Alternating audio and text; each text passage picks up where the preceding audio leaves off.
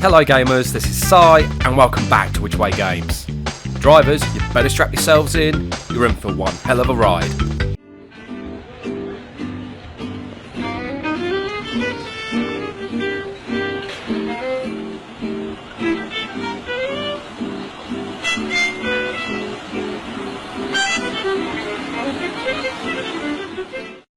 And with that being said, let's get on with the video.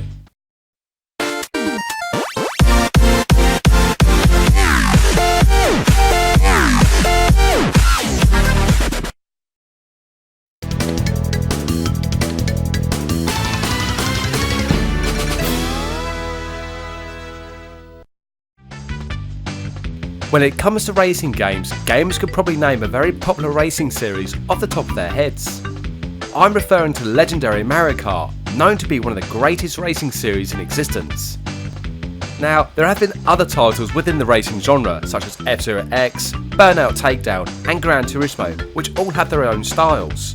F-Zero X is all about high-octane speed, Gran Turismo is about realism with real-life cars and tracks, and Burnout Takedown is about forcing opponents to crash and generally be a reckless driver without the consequences. But one game that I hadn't played before stars an orange bandicoot known as Crash and his own take on the racing game circuit. The game I'm talking about is Crash Team Racing for the PlayStation. Crash Team Racing was donated to me by one of my subscribers, as well as a few other games, so thank you to Ross. Before I carry on, let's take a quick look at Crash Bandicoot and how he came to be. Crash Bandicoot had a very different name while in development. Before his name change, Crash was originally going to be called Willy the Wombat. Going through many different names and different level designs, it wouldn't be until the destruction of the very well-known crates for the series that Willy the Wombat would be renamed Crash Bandicoot. In 1996, Crash Bandicoot was released for the PlayStation as an exclusive and was published by Naughty Dog. Naughty Dog not only developed Crash Bandicoot and its following sequels, but they also developed other games. Games such as Jak and Daxter, The Last of Us and the Uncharted series. Now, Crash Bandicoot was a 3D platformer that was inspired by old platforming games of the 16-bit era. In fact, in development, Crash Bandicoot had the amusing name of Sonic Butt Game, due to gamers constantly seeing Crash from behind. Created by Andy Gavin and Jason Rubin, Crash was intended to be a mascot for Sony, trying to take on Nintendo's Mario and Sega's Sonic the Hedgehog. Being originally designed by Charles Embellis, Crash would go on to have more titles for the PlayStation and even end up on other gaming platforms. With the success of the platformer series, Naughty Dog decided to try their hands at the racing genre. Showcasing a prototype racing game that was in development to Sony, Naughty Dog were interested in having this game be Crash Bandicoot themed. Obviously, Sony were in agreement, especially considering the popularity of Crash Bandicoot and its games. Development for Crash Team Racing began shortly after the release of Crash Bandicoot 2 and took over 8 months to complete. Charles Embellis made a return to design the characters for Crash Team Racing, alongside Joe Pearson, who both had worked on designing characters for the Crash Bandicoot trilogy.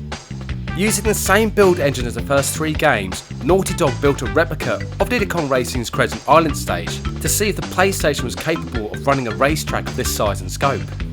Naughty Dog wanted everything to be rendered in 3D, but one small thing caused issues with multiplayer gameplay while in development. Once gamers had unlocked all characters, there would be a larger number of carts on the screen at once.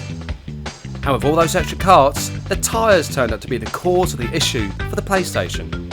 To get around this small issue for split-screen multiplayer, programmer Greg Omi decided to render the tyres as 2D sprites and save the game from dropping in frame rate. While choosing the game's antagonist, Naughty Dog had used up most of their ideas of either using human, animal or machine-based bosses. So they decided the next best thing would be to use a character from outer space, and nitrous oxide was created. To me though, he looks a bit like a frog. To promote Crash Team Racing, the usual demo discs and adverts and magazines were made. However, a NASCAR vehicle was given a custom Crash Bandicoot themed paint job to promote the game. There was even a playable demo included with promotional orders from Pizza Hut. Pizza and gaming seem to go hand in hand, especially for gaming nights. And in 1999, Crash Team Racing was released for the PlayStation. So like always, let's go back to the past to see how Crash Team Racing was advertised. You want a piece of me? You want some of this?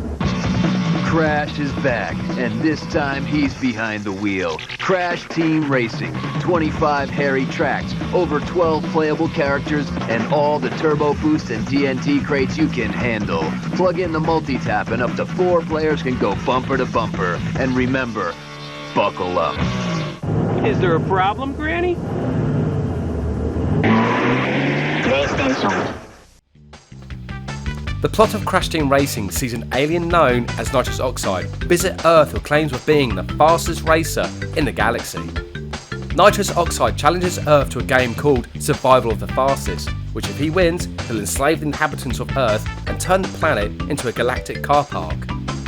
Obviously, if he loses, Nitrous Oxide will leave Earth and never return. Crash Bandicoot, as well as a few of his friends, all team up together to take on Nitrous Oxide's challenge, as well as taking the guidance from the magical masks known as Aku Aku and Uka Uka. Dr. Cortex even lends a hand despite having his own plans of taking over the world and finally getting rid of Crash Bandicoot forever. Starting out with 8 characters from the get-go, gamers can unlock other characters as they progress through Crash Team Racing. One character that made me laugh was Tiny the Tiger, a play on words very much like Little John from Robin Hood. Gameplay for Crash Team Racing follows the all too familiar style of racing games, taking inspiration from Mario Kart like I said before. Starting out in a hub world area very much like Diddy Kong Racing, gamers have to beat the 4 races within each world before progressing onto the boss of that area. With 5 modes of gameplay to choose from, gamers will spawn for choice. The adventure mode will follow the main story of the game, and this is where gamers could collect many unlockables to unlock new areas and unlockable content. Time trial allowed gamers to not only practice and learn the racetracks without the hindrance of computer controlled characters, but gamers could save a ghost version of their best times and compete against themselves in later playthroughs. The arcade mode is pretty much the same as time trial, but with computer controlled characters and a choice of difficulty settings. Multiplayer, as gamers can guess, is probably the reason for the popularity of Crash Team Racing. With the PlayStation only having 2 controller ports, Nintendo 64 gamers would revel in 4-player split-screen multiplayer. But with the introduction of the multi-tap, where 4 controllers could be hooked up, PlayStation gamers could enjoy the madness of 4-player racing and all the mayhem that would follow. Especially with the battle mode, playing very much like Mario Kart 64's own version of battle mode, but minus the balloons. In each race, crates are collected with different power-ups and weapons.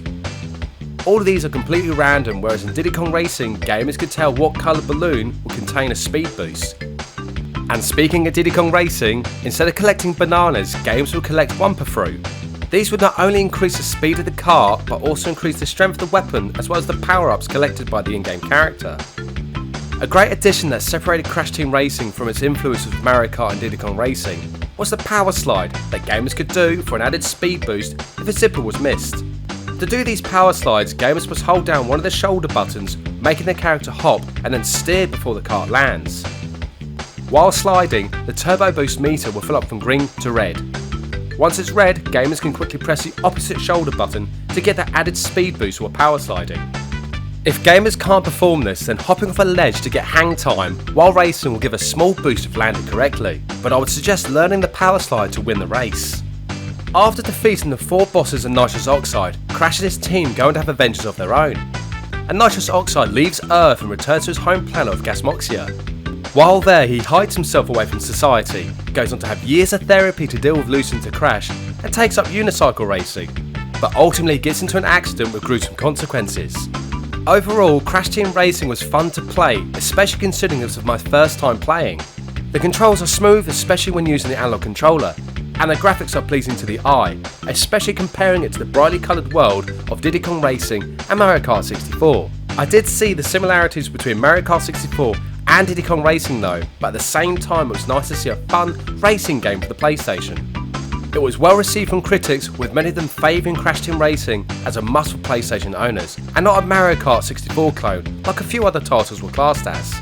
The music created by composer Joss Mansell, who had worked on previous Crash Bandicoot games, was upbeat and catchy, but for some critics they deemed it not necessarily great.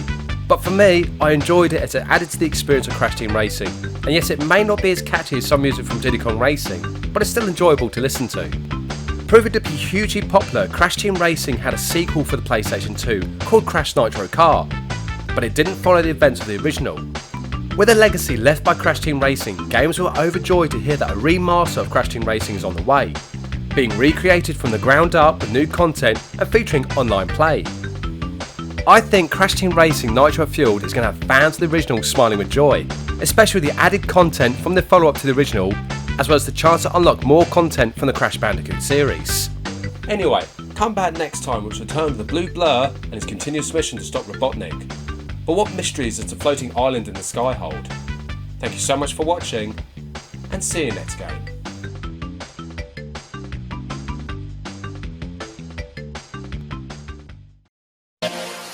We'll be right back.